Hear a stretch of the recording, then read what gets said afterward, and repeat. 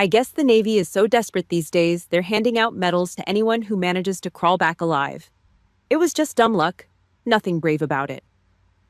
My father's snort of disgust cut through the solemn silence, right in the middle of the ceremony. Right as the Admiral was pinning the Purple Heart to my chest, my white-gloved hand gripped the seam of my pants so hard my knuckles bled. He was laughing with my brother filming a video for social media to mock the daughter who just returned from the dead. He was right. I was lucky to survive the hail of bullets in that Yemen hellhole. But what the smug man in the third row didn't know was, I had read the receipt. The bullets that tore through my unit's chest that day were bought with the exact $7,500 he and my brother took to sell our coordinates to the enemy.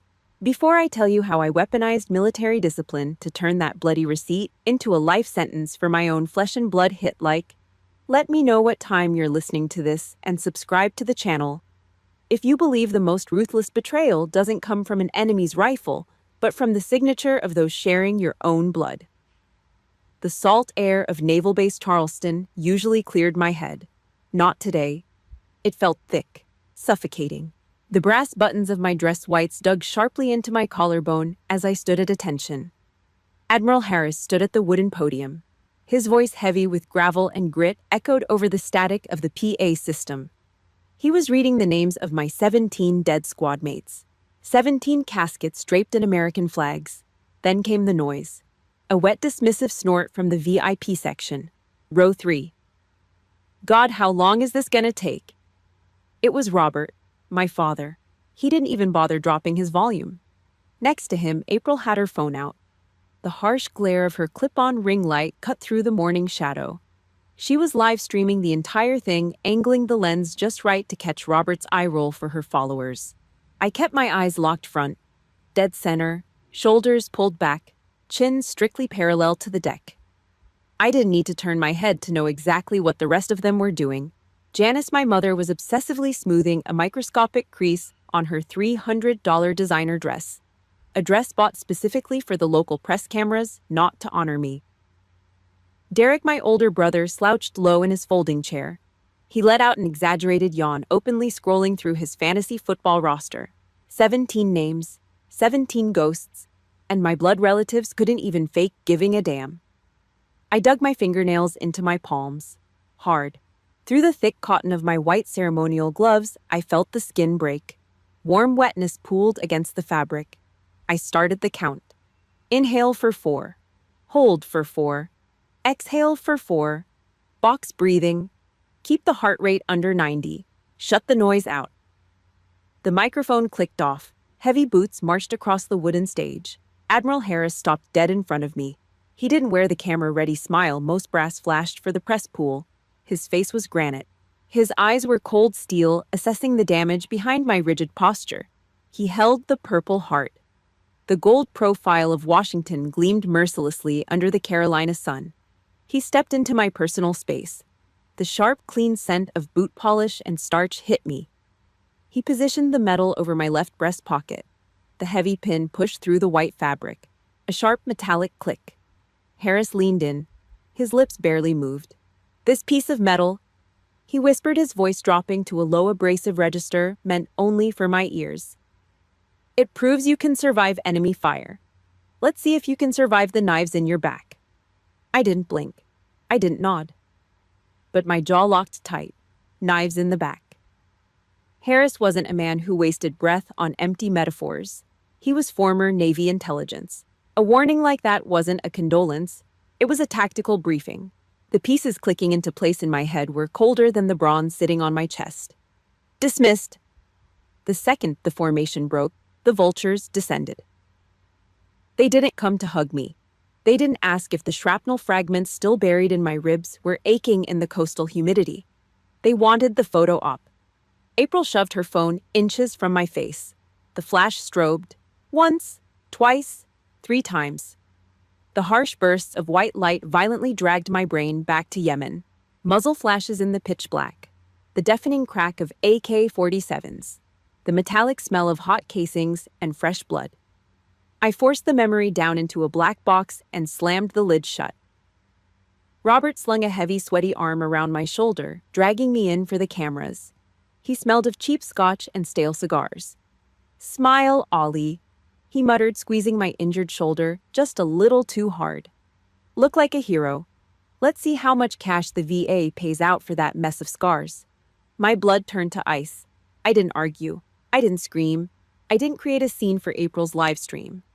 I simply grabbed his wrist. I didn't twist it. I just applied exact targeted pressure to the radial nerve cluster. His fingers involuntarily popped open with a quiet gasp. I stepped out of his grip, immediately re-establishing a strict 2-foot regulation distance. "Don't touch the uniform, Robert." My voice was completely flat, dead. He sneered, rubbing his wrist, his face flushing red. "Still an ungrateful bitch. Let's go, Janice. I'm starving. The steakhouse reservation is in 20. You coming, or are you gonna stand there saluting the seagulls?" Derek tossed over his shoulder. He was already walking away, kicking the loose gravel. "I'll meet you there," I lied. I stood perfectly still and watched them walk away. A picture-perfect American family heading to a celebratory lunch. They didn't look back. Not once. The gravel crunched under my dress shoes as I marched to the overflow parking lot. The midday sun beat down on the asphalt, but I was freezing. I unlocked my beat-up Ford truck and climbed into the cab. The air inside was stifling, smelling of old coffee and dust. I stared at my reflection in the rearview mirror, the crisp white uniform, the purple ribbon. Slowly, deliberately, I unpinned the metal. I didn't put it in a velvet display case. I dropped it into the rusted steel lockbox bolted under my passenger seat. The metal-on-metal clank was final. A lock clicking shut on my past. Harris's words echoed in the stifling cab. Knives in the back. I turned the ignition. The engine roared. I threw the truck into drive, my tires spitting gravel as I tore out of the lot. I wasn't heading to the steakhouse. I wasn't going to sit at a table and watch them cut into prime rib bought with my hazard pay. I was driving straight to the rotting docks, to Robert Noble's shipyard, to the locked office he never let anyone near. The hunt had started. The tires of my Ford crunched to a halt on the cracked concrete of the Noble family driveway. The old 2-story house sat attached to the front of Robert's rotting shipyard like a bloated tick on a dying dog. The air here was heavy, a suffocating soup of damp sawdust, salty marsh water, and the sharp tang of old motor oil. I used to learn to walk on this concrete. Now it felt like an active combat zone. I bypassed the front door and took the side entrance. I knew the security code. Robert never changed it. 0404. Derek's birthday, never mine. I started the sweep upstairs, Janice's bedroom. It reeked of cheap floral perfume and stale Chardonnay. I moved through the space with the silent precision of a tactical sweep, eyes scanning, registering anomalies. My gaze caught the white vanity table, the bottom right drawer. It was pushed in but not flush, 2 millimeters off, careless. I slid it open. Beneath a pile of discarded makeup brushes and tangled necklaces lay a thick manila envelope. The corner was torn open jaggedly. I recognized the official seal in the top left corner immediately. Department of the Navy. It was a casualty notification update sent to my primary emergency contact while I was bleeding out on a surgical table in a German military hospital. Janice had hidden it. She didn't want the hassle of bad news ruining her Tuesday afternoon hair appointment. I dropped the envelope. The paper felt like coarse sandpaper against my skin. Disgust clawed at the back of my throat. But I wasn't here for her. I went back downstairs. I pushed through the heavy fire door and stepped into the shipyard's main office, Robert's territory. The smell of motor oil here was so strong it made my eyes water. Dust motes danced in the pale light, filtering through dirty plastic blinds. I moved behind his heavy oak desk. The top drawers were just junk. Unpaid invoices. Losing betting slips for Derek's pathetic sports gambling habit. Then I checked the bottom drawer. It didn't budge. I ran my fingers under the lip. A heavy steel master lock secured a thick metal hasp. Robert was cheap. He wouldn't buy a real safe, just a heavy lock screwed into an old desk. I didn't waste time looking for a key. I took a half step back. I shifted my weight to my left leg, planting it firm on the greasy concrete.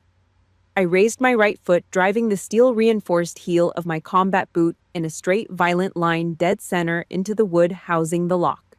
Close quarters battle breach. Crack.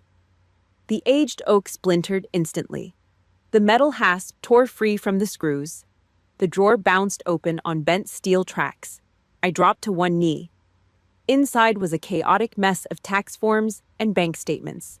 I dug past the recent ones. I was looking for a specific timeline. 8 months ago. The week before my convoy was hit. My fingers brushed a crumpled piece of thermal paper, a wire transfer receipt. The ink was fading, but the bold black numbers were clear. Recipient Maritime Research. Amount $7,500. Authorized signature Robert Noble. I checked the date and timestamp.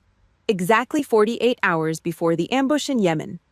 Before the mortar tore through the armor of my Humvee.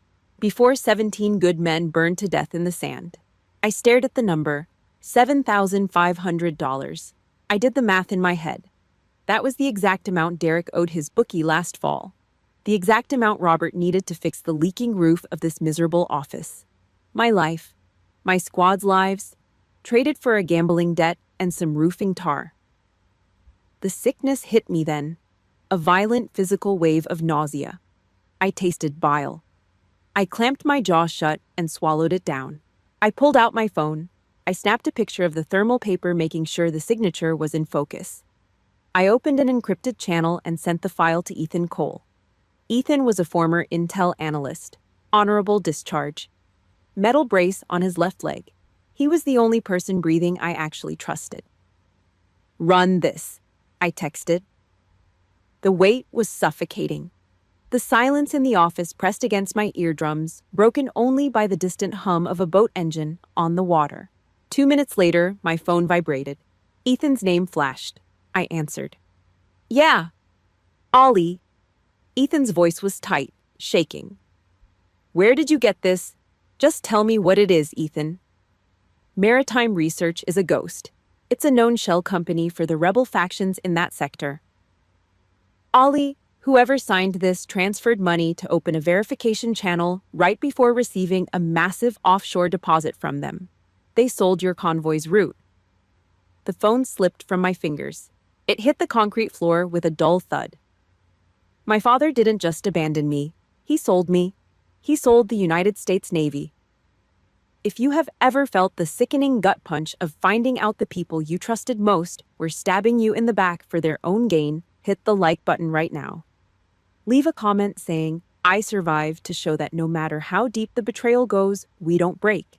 And subscribe to the channel because I am about to show you how a survivor fights back. My phone buzzed on the floor. A text message lit up the cracked screen. April, steakhouse in 10 minutes. Dad says don't be late and don't look depressed. I'm going live. I looked at the glowing screen. Then I looked at the heavy leather holster concealed under my jacket. I drew the Glock 19. The metal was cold, familiar, comforting. With a sharp flick of my thumb, I pressed the magazine release. The heavy clip dropped heavily into my left palm. I pulled the slide back, ejecting the chambered round. The brass casing pinged off the concrete floor, rolling into a dark corner. I laid the empty, useless gun flat on the shattered oak desk. They weren't worth a bullet. I turned around and walked out the door, heading to dinner with completely empty hands. The heavy brass-handled door of the downtown steakhouse pulled shut behind me, cutting off the noise of the street. Inside it was another world. Low lighting. The soft, meaningless hum of generic jazz. The smell of roasted garlic, expensive butter, and seared meat hung thick in the air. I walked past the host stand wearing my olive drab field jacket and scuffed boots. I didn't fit in. I didn't care. My hands were empty.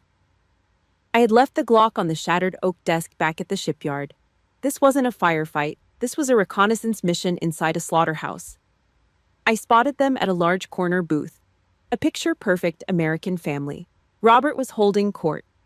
He wore a tailored sports coat that strained desperately against his gut. He snapped his thick fingers at a passing waiter, pointing to his empty glass. Bring another bottle of the Cabernet, the reserve. Don't bring me that cheap house garbage. I slid into the curved leather booth. I sat at the far edge, leaving a deliberate 2-foot gap between myself and Derek. I kept my spine straight, shoulders square. The waiter hurried over with the wine. He looked at me, taking in the field jacket. "Can I start you with a glass, ma'am?" "Ice water," I said. My voice was flat. "Leave the lemon out." Janice let out a sharp, theatrical sigh. She adjusted the collar of her designer silk blouse. "Really, Oliver, we're celebrating your return. You can't even have one drink with your family. You always have to make everything so difficult." I didn't answer her. I reached for the thick linen napkin rolled in front of me. I unrolled it. I flattened it against the dark wood of the table, edge to edge. I folded it into a perfect uniform square. Then I folded it again, pressing the crease down until it was razor sharp, controlling my hands, controlling my breathing. The food arrived. The waiter set a massive bone-in ribeye in front of Derek. The meat was charred black on the outside, but as Derek immediately dug his serrated steak knife into the center, the reality revealed itself. Rare. Screech. The metal blade dragged hard across the white porcelain plate. The sound sent a physical jolt up my spine. Thick, dark red juices bled out of the cut meat, rapidly pooling around his mashed potatoes. My eyes locked onto the red puddle. It looked exactly like the floor of the medical transport helicopter over Sanaa. Derek chewed with his mouth open. Grease shone on his lower lip. He swallowed hard, took a massive gulp of the reserve Cabernet, and slammed the glass down. He wiped his mouth with the back of his hand, completely ignoring his napkin. "So," Derek smirked, pointing the tip of his bloody steak knife directly at my chest. "Military pay must be real good these days. You get a bonus for getting your truck blown up, or are you gonna take that shiny purple heart down to the pawn shop? See what kind of cash you can pull for it." $7,500. That was the number screaming in my head. That was what the blood on his plate cost. That was the price tag he and Robert put on 17 American soldiers. I didn't blink. I didn't raise my voice. I stared dead into Derek's eyes, watching the arrogant little muscle twitch in his jaw. Inhale for 4. Hold for 4. Exhale for 4.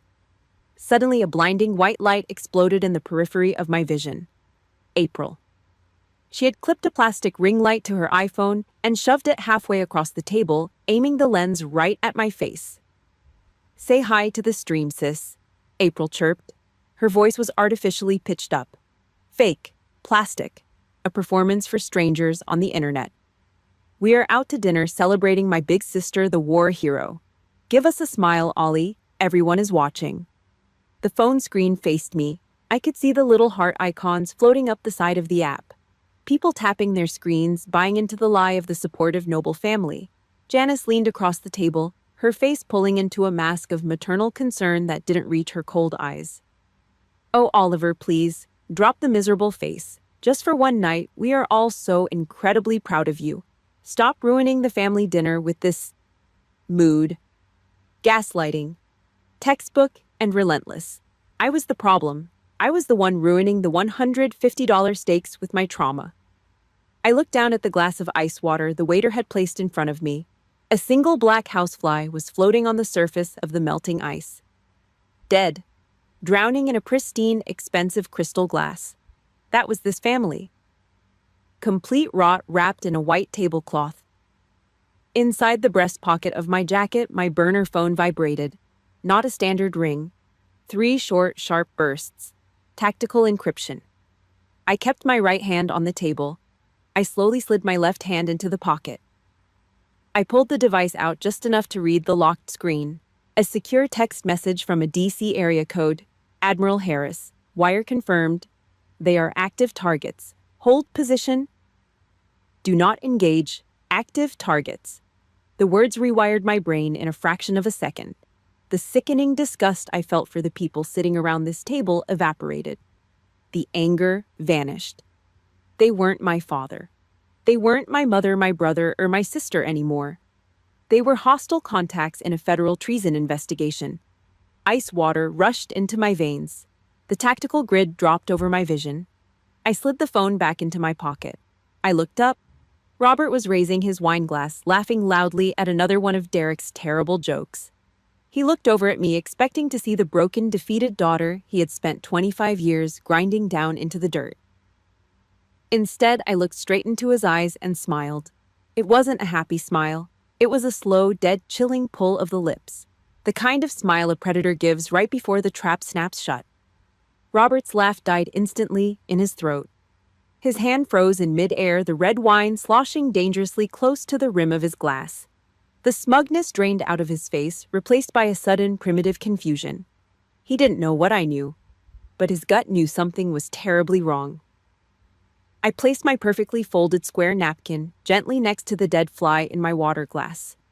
"I'm full," I said. I stood up, turned my back on the bloody steak, and walked out. The drive from the steakhouse downtown to Naval Base Charleston took exactly 22 minutes. I didn't turn on the radio. The silence in the cab of my truck was absolute. I bypassed the main civilian gate and took the secondary access road. The military police guard at the checkpoint recognized the bruised field jacket and the hard look in my eyes.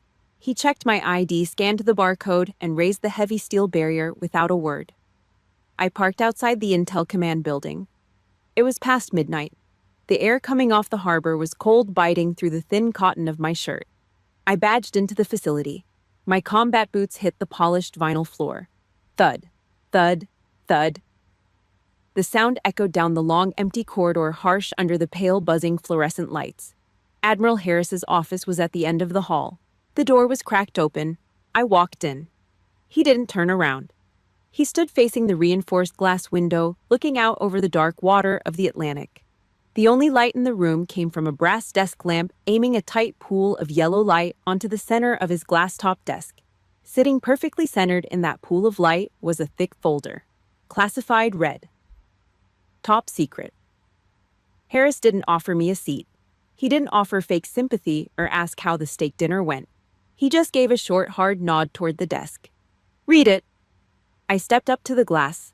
I flipped the heavy red cover open, my eyes engaged scanning the dense blocks of text, skimming, pulling the critical data points out of the white noise, bank routing numbers, offshore holding accounts in Cyprus, IP addresses bouncing through 3 different encrypted servers, then the names.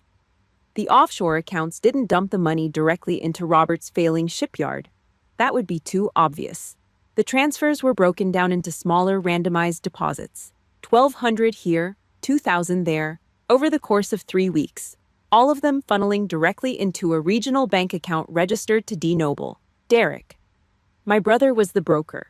He used his online sports betting accounts to wash the money, placing guaranteed losing bets with overseas bookies who were actually rebel shell companies, then receiving refunds to his primary checking account. The timeline was laid out in black and white ink. The final largest deposit hit his account exactly 24 hours before the mortar round ripped through the engine block of my Humvee. He didn't just know, he coordinated it. He sold our patrol route to cover his own pathetic debts. My vision narrowed. The air in the room felt suddenly thin. Harris finally turned away from the window. He walked over to the desk. His large calloused hand reached out and flipped to the very last page in the thick stack. "This is an intercepted email," Harris said. His voice was low, coarse. "From the rebel faction's local command back to their financier. Read the attachment." It was a scanned document, a standard verification of contract fulfillment, a receipt for murder. I read the text. It was translated from Arabic into blunt administrative English. Target coordinate confirmed, convoy neutralized. Casualty verification for fund release 17, killed in action. 1 wounded in action. Oh, Noble, critical. My eyes dragged down to the bottom of the page, to the signature line. The rebels needed proof from their inside source that the hit was successful before releasing the final payment. They needed the source to look at the butcher's bill and sign off on it. Their scrawled in cheap blue ink was a signature I had seen 1,000 times. On my report cards, on the shipyard payroll checks, on the birthday cards he bought at the gas station. Confirmed by R. Noble, Robert. He looked at a piece of paper that listed his own daughter as critically wounded. He saw the number 17 next to the word killed. And he picked up a pen.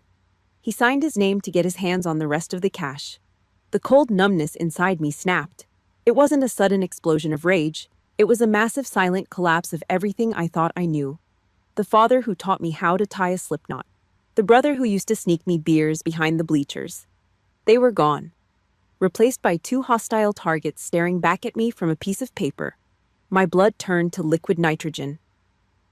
I grabbed the edge of the red folder and slammed it shut. The crack echoed like a gunshot in the quiet office. I squared my shoulders, I locked my knees. I stood at absolute rigid attention. Harris looked at me. He let out a long, heavy breath. He looked older under the harsh light. "The FBI counterterrorism unit is taking the lead," Harris said flatly. "They move in tomorrow morning. You are compromised. You have every right to recuse yourself from this op, Lieutenant. Taking your own family in front of a federal judge, it breaks people. Nobody will question your loyalty if you walk away right now." I didn't break eye contact. "My silence killed 17 of my men," I said. My voice didn't shake. It was a weapon. "I am not walking away." Harris studied my face, searching for a crack. He didn't find one. "Sir," I continued, my tone dropping to a hard, low register. "I need authorization to conduct a tactical sweep of the maritime facility tonight. Before the feds arrive, I need the hard drives." Harris didn't say a word. He just gave a slow, deliberate nod. I turned on my heel and walked out. 2 a.m. The coastal fog was thick. It rolled off the Atlantic, crawling over the cracked asphalt of the shipyard access road. It smelled like dead fish and low tide. I cut the engine of my truck a quarter-mile down the street. I walked the rest of the way in silence.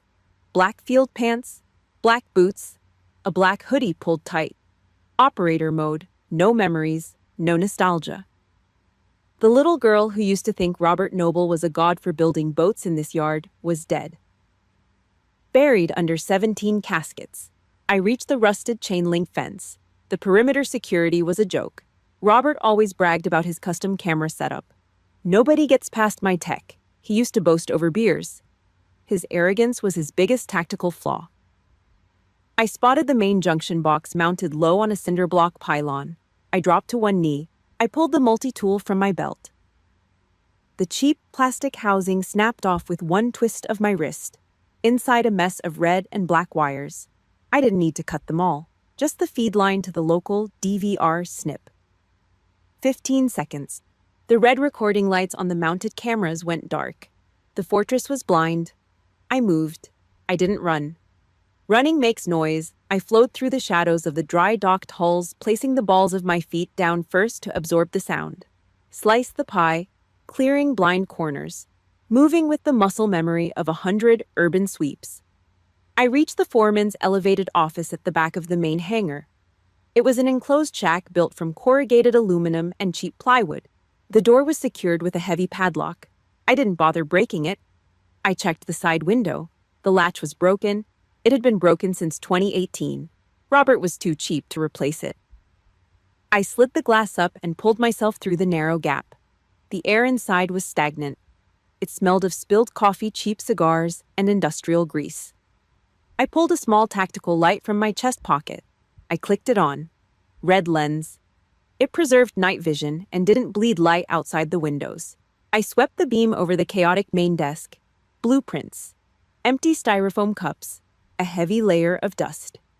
I ignored it all and focused on the heavy steel tool chest bolted to the floor in the corner. I walked over. The top drawer was jammed with greasy wrenches and screwdrivers. I started pulling them out, tossing them onto the dirty floor with dull clanks. Deep in the back, buried under a pile of rusted spark plugs, I felt it. A metal box. Too heavy for its size. I pulled it out. It was a weatherproof lockbox. I wedged the flathead of my multi-tool under the latch and twisted hard. The cheap lock popped. Inside was a thick anti-static silver bag. I ripped it open. A Western Digital backup hard drive. I set my Panasonic Toughbook on the desk. The hinges creaked slightly in the dead quiet. I booted it up. The screen cast a pale cold glow on my face. I connected the drive. A password prompt popped up. Robert was a creature of habit. He thought he was smart, but his security protocols were garbage. I didn't need Ethan to hack this. I typed in the shipyard's founding year followed by Derek's initials. 1988DN, access granted. The drive was full of folders. I ignored the payroll and tax evasion docs. I opened the folder marked Missed Invoices. It was a goldmine of treason. Dozens of email chains forwarded from Derek to Robert, offshore routing numbers, cryptic messages from the middleman in Dubai. Then I saw it. A local text file saved directly to the drive used as a ledger note by Robert. I clicked it open. Payment cleared. Route sent. Keep this quiet from that little bitch Oliver. Navy doesn't need to know. That little bitch. I stared at the words on the glowing screen. There was no pain, no tears, just a cold, hard knot of absolute, unfiltered killing intent forming in my gut. I reached into my pocket, pulled out a high-capacity thumb drive, and jammed it into the USB port. Copying. 45%. 80%. Complete. I pulled the drive. I shoved it deep into my pocket. I wiped the keyboard, closed the laptop, and shoved the empty hard drive back into the box. I left the wrenches on the floor. Let him know someone was here. Let him sweat. I slipped back out the window. I moved back through the fog, retracing my steps to the street. The air felt colder now. I reached my truck. I unlocked the door. Suddenly, a blinding beam of light sliced through the fog. High beams. A black lifted Ford F-150 was parked 20 yards down the dead-end street. The engine was idling low, a deep, menacing rumble. It hadn't been there when I arrived. I froze.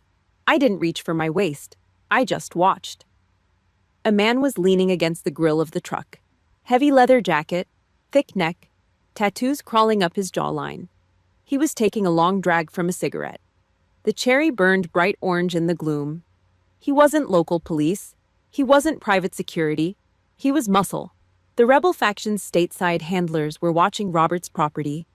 They knew the FBI was sniffing around the wire transfers. They were protecting their investment. The man blew a thick cloud of smoke. He didn't move toward me. He just stared. A silent, violent warning. I didn't blink. I didn't break eye contact. I opened the door of my truck and climbed in. I jammed the key into the ignition. The engine roared to life. I shifted into drive. I didn't turn around. I didn't back up. I slammed my boot down on the gas pedal. My truck surged forward, tires screaming against the wet asphalt. I drove straight at him.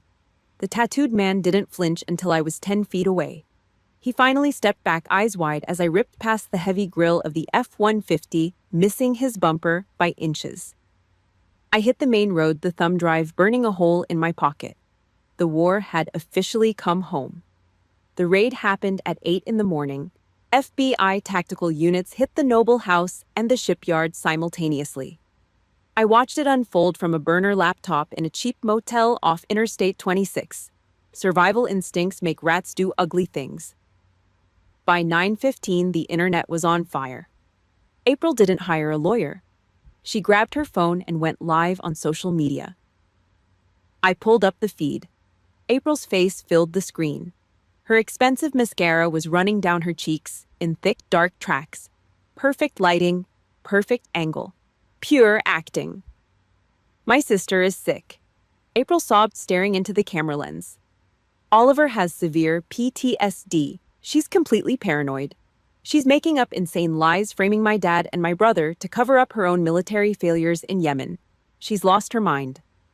The comment section exploded. Thousands of strangers calling me a traitor, a psycho, demanding the Navy strip my Purple Heart. Stolen valor, they screamed. Then came the audio clip. April played it right into her phone's microphone. It sounded like my voice. A slightly tinny digital distortion clipping the edges of the words. I hate them. I'm going to ruin this family. I don't care who gets hurt. Deepfake AI. Cheap, easy to generate, deadly effective for the mob. I sat on the edge of the cheap mattress and watched my reputation get butchered in real time.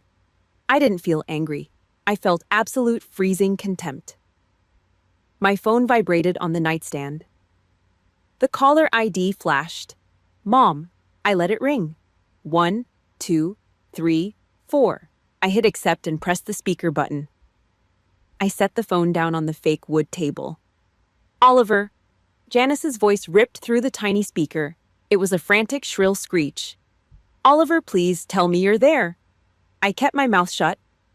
I listened to her hyperventilate. You have to stop this, Janice wailed. The FBI tore the house apart. They took Robert. They took Derek in handcuffs. You have to call them back, Oliver. Tell them you made a mistake. Tell them you're sick. You are pushing your father and brother into a death sentence. I stared at the ceiling fan cutting lazy circles in the air. They sold coordinates, Janice, I said. My voice was a flat line. They sold my unit to a terror cell. We didn't know. The lie was so fast, so practiced. Robert didn't know they were terrorists. He thought it was just some overseas shipping competitor wanting route info. The shipyard is underwater. Oliver, we were going to lose everything. We just needed the money to save the family business. The defense of a coward. Hide behind the business. Hide behind the family. I picked up the phone. I held it close to my mouth. If the money was to save the rotting shipyard, I asked, my tone dropping to a razor edge, then why did you drive a brand new $80,000 Cadillac SUV to my medal ceremony yesterday? Silence on the line. A heavy, guilty silence. I saw the bank logs, Mom. I continued driving the blade in. I saw the $30,000 used to clear your personal credit card debt. I saw the down payment for the SUV. Hazardous business loans don't come with non-disclosure agreements from radical insurgents. Oliver, please. Her voice broke. The fake panic was gone. Now it was just pathetic begging. I just want my family to be at peace. Peace. The word tasted like ash in my mouth. You bought your peace with the blood of 17 dead Americans, I said. I stood up, the cheap motel carpet rough under my bare feet. I looked out the dirty window at the gray Carolina sky. This family is dead. I pressed the red button. The call disconnected with a sharp digital beep. 45 seconds. That was all it took to permanently sever a 25-year bloodline. If you have ever been stabbed in the back by the people sharing your blood and watched them use tears and fake outrage to manipulate their way out of their own crimes, hit the like button on this video. Leave a comment saying, I understand. Your support is the absolute strongest weapon I have against the pathetic media circus my family tried to build. I walked into the motel bathroom. I turned on the cold water and splashed my face. I looked in the mirrored medicine cabinet. No tears, just a soldier staring back. I walked back into the room. I unzipped the black garment bag hanging on the closet door. Inside was my navy dress white uniform. Crisp, flawless. The uniform they mocked yesterday. The uniform I was going to wear to bury them today. I dressed in silence, every button fastened with military precision. I slid the heavy black thumb drive into my breast pocket. The metal felt cold against my chest. I grabbed my keys. I walked out of the room and let the door slam shut behind me. I wasn't heading to the shipyard this time. I was heading to a place Robert couldn't buy his way out of. The Naval Judge Advocate General's courtroom. The Judge Advocate General hearing room at Naval Base Charleston was designed to be intimidating. Dark oak paneling lined the walls. There were no windows. The only sound in the heavy sterile air was the low mechanical drone of the central HVAC system pushing cold air through the ceiling vents. I sat at the witness table. Dead center. I wore my dress whites. The fabric was ironed flat, the creases down my pant legs, sharp enough to cut paper. The Purple Heart sat perfectly leveled on my left breast pocket, pinned exactly a 1/4 inch above the seam. I rested my hands flat on the polished mahogany table. No fidgeting. No movement. Just waiting. Directly across the room, 15 feet away, sat the defense table. 4 chairs, 4 nobles. They didn't look like the picture-perfect, smiling American family from the steakhouse anymore. The arrogance had been stripped away by federal search warrants and early morning raids. They looked exactly like what they were, cornered rats. Janice sat with her shoulders hunched forward. She wasn't wearing designer silk today, just a wrinkled, oversized gray sweater. She kept twisting a shredded tissue in her lap, her eyes glued to the floor. Next to her, April looked small. The ring light was gone. The fake internet confidence was gone. She was just a 22-year-old girl realizing that cancel culture doesn't apply in a federal military tribunal. Derek was sweating, literally. I watched a thick bead of cold sweat trace a jagged line down his left temple, catching in his overgrown stubble. He kept swallowing hard, his Adam's apple bobbing. He was withdrawing from the adrenaline of his sports bets. He was finally facing the house, and the house always wins. Then there was Robert. He wore a cheap, ill-fitting suit he probably dug out of a garment bag from a decade ago. The collar of his shirt was tight around his thick neck. He was leaning forward, his heavy arms crossed tight over his chest, trying to project the same dominant blue-collar authority he used to run his rotting shipyard. It wasn't working. The military prosecutor, a lean Marine Corps major with a severe high and tight haircut, stood up. He didn't look at the noble family. He looked straight at the three-judge panel sitting elevated at the front of the room. Admiral Harris sat in the center chair. "The charges are federal," the major stated. His voice was loud, sharp, and entirely devoid of emotion. "Treason, economic espionage, providing material support and tactical intelligence to a designated foreign terrorist organization resulting in the deaths of 17 United States service members." The words dropped into the room like heavy lead weights. Treason, terrorist, deaths. The silence that followed was suffocating. I slowly turned my head. I didn't glare. I just swept my eyes across the defense table, a cold, clinical assessment of hostile targets. Janice flinched, hiding her face behind her hands. Derek completely dropped his chin to his chest, refusing to look up. April buried her face in her mother's shoulder, a muffled sob escaping her throat. None of them could meet my eyes. Not one. The people who had mocked my scars, the people who had laughed about my hazard, pay the people who had used an AI voice generator to tell the world I was an insane, paranoid bitch just 48 hours ago. They couldn't even look at the soldier they created. Only Robert tried. He locked eyes with me.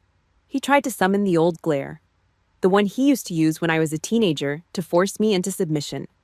The one that said, "I am the man of this house, and you are nothing." I didn't blink. I didn't look away.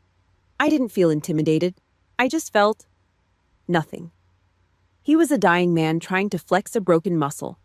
The realization that his glare wasn't working anymore pushed him over the edge. Cornered animals always bite when they run out of space. Robert slammed his heavy, calloused hands flat on the defense table. The sound cracked through the quiet room like a rifle shot. He shoved his chair back roughly, the wooden legs screeching against the floor. He stood up. His face was beet red, the veins in his neck bulging against his tight collar. "This is a joke," Robert bellowed. His voice was hoarse, echoing off the dark wood panels. "You have nothing. This is a setup. You think you can haul a hard-working American businessman in here on the word of a crazy girl?" The major didn't react. Admiral Harris didn't even blink. "She's sick in the head," Robert shouted, pointing a thick, trembling finger directly at me. He was totally losing control, falling back into his oldest, most pathetic habit: blaming me. "She's been crazy since she was a kid. She's pulling this whole paranoid stunt to get back at me because I told her the military was a waste of time, because I wouldn't pay for her college. Where's your proof?" "You have no proof." He stood there, chest heaving, waiting for the reaction, waiting for me to yell back, waiting for me to break down and cry, proving to the room that I was the unstable, emotional daughter he claimed I was. I didn't move a single muscle. I kept my hands flat on the table, my spine perfectly straight. I didn't offer him a single syllable of defense. The gray rock method. You don't argue with an active shooter. You neutralize them. I slowly shifted my gaze away from my red-faced father. I looked up at the elevated bench. I locked eyes with Admiral Harris. Harris's face was carved from granite. He looked at the screaming man in the cheap suit, then looked back at me.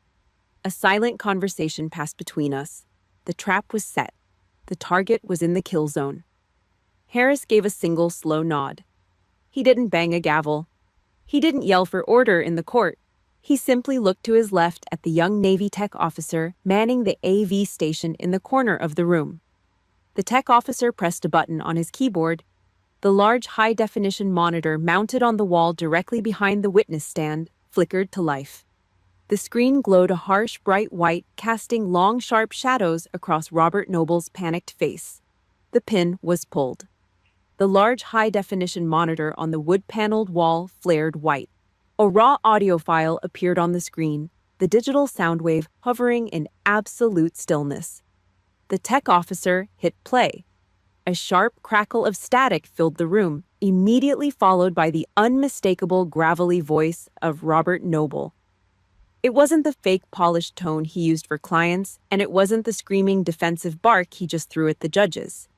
It was his casual everyday voice, the one he used when he thought nobody was listening. The payment cleared, yeah, all of it. The audio was crisp. It had been pulled directly from the encrypted hard drive I ripped out of his shipyard office. The FBI had cracked the rest of the metadata. Derek's voice answered on the recording, sounding nervous and high-pitched. "You sent the route, the whole convoy schedule." "I sent it," Robert's voice confirmed, harsh and annoyed. "Just keep your mouth shut. Keep this quiet from that little bitch Oliver. The Navy doesn't need to know where the cash came from. We fix the roof, you pay off your bookie, and we move on." The recording cut out with a sharp digital click. The silence that slammed back into the courtroom was absolute. It felt like all the oxygen had been sucked through the air vents. I kept my eyes locked on Robert. The transformation was immediate and total. The aggressive chest-puffing patriarch was gone. The red flush drained out of his face, leaving behind a sickening pasty gray. His jaw hung open, the muscles in his thick neck going slack. He didn't yell. He didn't bang the table. His knees simply gave out. He collapsed back into his heavy wooden chair, his eyes wide and fixed on the blank monitor. The mask wasn't just pulled off. It was shattered. To my left, Janice let out a wet, gasping sound. She threw her hands over her face, folding her body in half over the defense table. It wasn't the fake, theatrical crying from the phone call. This was the ugly, humiliated sobbing of a woman realizing her $80,000 SUV was going to be repossessed by the federal government. Derek was worse. He didn't cry. He just stared at his own hands, trembling violently against the dark wood. He looked like he was going to throw up. He knew what federal prison did to soft gambling addicts who sold out American troops. Lieutenant Noble, Admiral Harris's voice, cut through the pathetic sounds of the defense table. He didn't look at them. He looked at me. "Do you have anything to add for the record before this panel issues its ruling on custody?" I stood up. I didn't rush. I placed my hands on the edge of the table. I smoothed the front of my white uniform jacket, ensuring the fabric laid perfectly flat. I looked directly at the 4 people sitting 15 feet away. My blood. My family. "I didn't survive that ambush because of dumb luck," I said. My voice was steady. It didn't echo. It drove straight into the floorboards. "I survived so I could come back and expose you." Robert finally looked up at me. His eyes were watering. He opened his mouth, maybe to beg, maybe to offer another pathetic excuse. I cut him off. "You sold your honor." I stated, my tone dropping to a cold, flat executioner's pitch. "Now you pay for it with your freedom." I turned away from him and faced the 3-judge panel. I nodded once. Admiral Harris picked up his wooden gavel. He didn't hesitate. He brought it down hard on the sounding block. Crack. The defendants, Robert Noble and Derek Noble, are remanded into federal custody immediately pending trial for treason and economic espionage. Bail is denied. United States Marshals secure the prisoners. The heavy oak doors at the back of the courtroom swung open. 4 federal marshals stepped inside. Tactical gear, stone faces. They moved straight to the defense table. "Stand up, hands behind your back." Robert didn't fight. He stood up slowly, a broken, heavy old man. A marshal grabbed his thick wrists, pulling them roughly behind his back. Click, zip. The sound of the heavy steel handcuffs locking around Robert's wrists was sharp, metallic, final. Derek started hyperventilating as the cold steel bit into his own wrists, his legs buckling as a marshal hauled him up by the biceps. I didn't smile. I didn't feel a rush of victory. I just watched the mechanics of justice process the garbage. Janice and April were left sitting at the table, surrounded by empty chairs, completely ignored by the marshals. They were unindicted co-conspirators for now. Their punishment was bankruptcy and public disgrace. I reached up with my right hand. I didn't wear the white gloves today. My bare fingers brushed the cool bronze of the purple heart on my chest. I closed my fist around it. The metal edges dug into my palm, grounding me. The target was neutralized. The mission was over. I turned my back on the defense table. I didn't look at them as they were marched out the side door. I walked straight down the center aisle of the courtroom. The rubber heels of my combat boots hit the floor in a steady, measured rhythm. I pushed through the heavy double doors and stepped out into the empty hallway. The air outside the courtroom was still. The adrenaline that had kept my blood pumping for the last 48 hours suddenly evaporated. I stopped walking. I stood alone under the buzzing fluorescent lights. I had won. I had burned the rotten house to the ground. But as I stood there in the absolute silence staring at the empty corridor, the cold reality finally hit me. I was completely, utterly alone. 3 months later. The federal judge didn't blink when he handed down the sentences. 15 years in federal lockup for Robert and Derek. No chance of early parole. Janice filed for bankruptcy 2 weeks later to dodge the asset seizures. April got a 3-year suspended sentence and a permanent felony record for evidence tampering. The noble empire was dead, buried under a mountain of federal paperwork. The Navy gave me a 6-month administrative leave. They called it honor restoration. I called it house arrest. I spent the first month locked inside my bare 1-bedroom apartment. No TV, no radio, just the hum of the refrigerator. The silence of peacetime was suffocating. It weighed heavy on my chest, pressing down harder than the enemy fire in Yemen ever did. On the battlefield, you have a target. Here, I just had ghosts and a last name I despised. I was sitting on the floor staring at a blank wall when the front door unlocked. Clack, drag, clack, drag. I didn't reach for a weapon.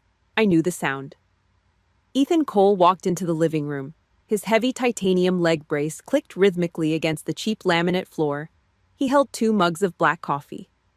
He didn't ask how I was feeling. He just set a mug down on the floor next to me. "You look like hell, Ollie," Ethan said flatly. He leaned his back against the wall and slid down until he was sitting across from me. "You're treating this apartment like a holding cell." I picked up the mug. The coffee was scalding hot. "I burned my own house down, Ethan. I don't exactly feel like throwing a parade." Ethan took a slow sip of his coffee. He looked at me, his eyes hard and uncompromising. "You burned a meth lab down, Ollie. Don't confuse it with a home," he said. The harsh truth stung, but it was accurate. "You set the fire so you could see in the dark. Now you have the light. Stop staring at the ashes. Make the scars mean something, or you're just insulting the guys who didn't make it back." He stood up the brace, locking into place with a sharp snap. He walked out, leaving the front door unlocked. 2 days passed. The silence in the apartment felt a little less heavy. Then came a knock at the door. It wasn't a hard, confident knock. It was hesitant. 3 light taps. I pulled the door open, expecting a delivery driver. I froze. Standing in the hallway was a 16-year-old girl. She wore a faded, oversized hoodie, her hands desperately gripping a heavy silver laptop against her chest. Her blue-gray eyes were bloodshot and completely flooded with tears. Hannah, Derek's daughter, my niece. I hadn't seen her since before the deployment. In the chaos of the arrests and the trial, I had completely forgotten about the collateral damage. Hannah looked up at me. Her bottom lip trembled violently. Before I could say a word, she lunged forward. She buried her face into the front of my shirt, her small hands grabbing fistfuls of the fabric. She was shaking uncontrollably, her tears soaking instantly through the thin cotton. I didn't step back. My military training kicked in. I braced my feet, wrapping one arm around her shoulders to stabilize her. "Hannah," I said, my voice dropping to a low, calm register. "Breathe." "What happened?" She pulled back just enough to look at me. She shoved the heavy laptop into my hands. "Aunt Ollie?" Hannah choked out, her voice raw. I took it. I snuck into Aunt April's room before the marshals locked the house. I took her hard drive. I looked down at the silver laptop. My mind raced. The video. Hannah wiped her nose with the back of her sleeve. The one she posted on the internet. I know she faked it. I saw her using the software to make your voice sound crazy. I found the raw audio files, the real ones. My grip on the laptop tightened. The deep-fake audio. The lie that had turned half the country against me, branding me a traitor with severe PTSD. I already sent the raw files to the FBI agent in charge of the case. Hannah said, her voice suddenly finding a tiny shred of steel. I sent it to the Navy JAG office too. I told them everything. I stared at the 16-year-old kid standing in my hallway. She was Derek's blood. She grew up in Robert's house. She was supposed to be exactly like them. Selfish, cowardly, willing to lie to survive. But she wasn't. She had risked her own safety, turned against her own father to clear the name of an aunt she barely knew. Just because it was the right thing to do. The thick, heavy ice that had been crushing my chest for 3 months suddenly cracked open. "Why did you do that, Hannah?" I asked quietly. She looked at me, her blue-gray eyes completely clear now. "Because I don't want to be a monster like them. I don't want to be a liar." I didn't offer her a polite, socially acceptable hug. I dropped the laptop onto the couch, reached out, and pulled her into a solid, bone-crushing military bear hug. I held the back of her head, feeling the profound relief wash over me. The generational trauma was broken. The rot stopped here. "You aren't a monster, kid," I whispered fiercely. "You just salvaged the last shred of honor left in the noble family." 5 years later.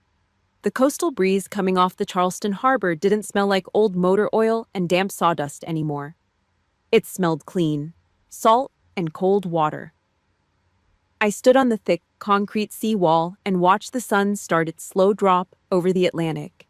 The sky was burning, deep orange bleeding into a harsh, brilliant purple. I turned around and looked at the property behind me. Robert's rotting shipyard was gone.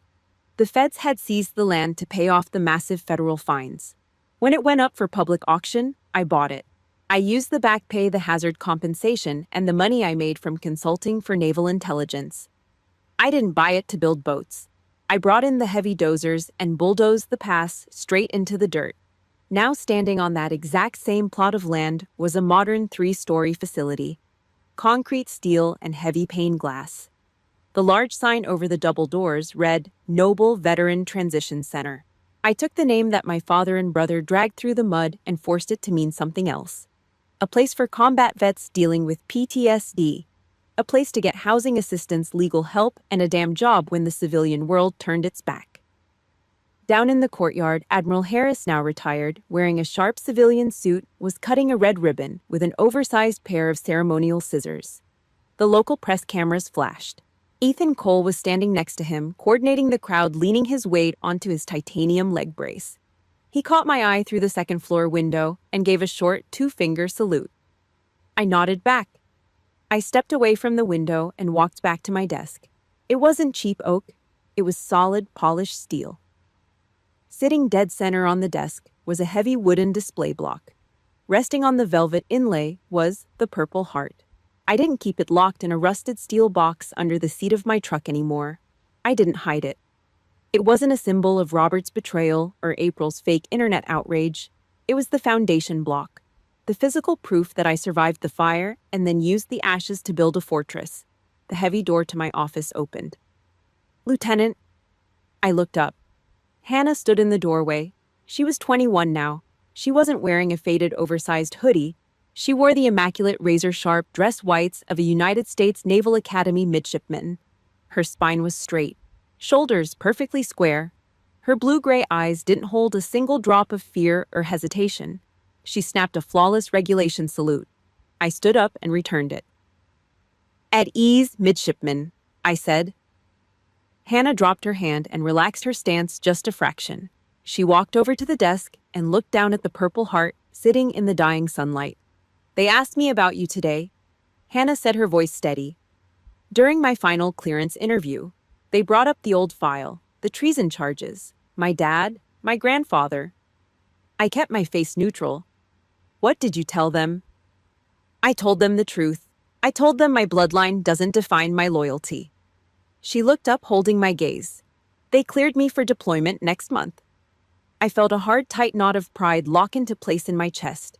She was going to be a hell of an officer. Hannah reached out her fingers, hovering just inches over the gold profile of Washington on the medal. She hesitated. And Ollie, she said quietly, the formal tone dropping for a second. After 5 years, after everything they did you ever forgive them? I turned and looked back out the large glass window. The sun was almost gone, slipping beneath the dark, churning water of the harbor. The tide was coming in, the waves slamming hard against the concrete barrier, washing away the dirt on the shore. Forgiveness isn't about letting bad people off the hook, Hannah, I said, my voice completely devoid of anger or sadness. It's about looking at the brutal reality of what they did, accepting it, and then refusing to let it control your life. You don't forgive them for their peace. You forgive the situation so you can build your own. Hannah watched me for a long moment. She nodded slowly, understanding the weight of the words. You found your peace then, she said. I turned my back to the window.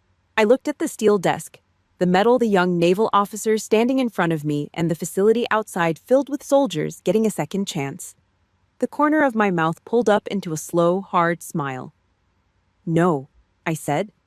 I took it. Forgiveness is not forgetting the crime. It is building your own peace on top of the ashes they left behind. If you are ready to stop being a victim and start taking back your life, hit the like button. Subscribe to the channel and leave a comment below with the word freedom. Let this story be the armor you wear against the people who share your blood but not your honor.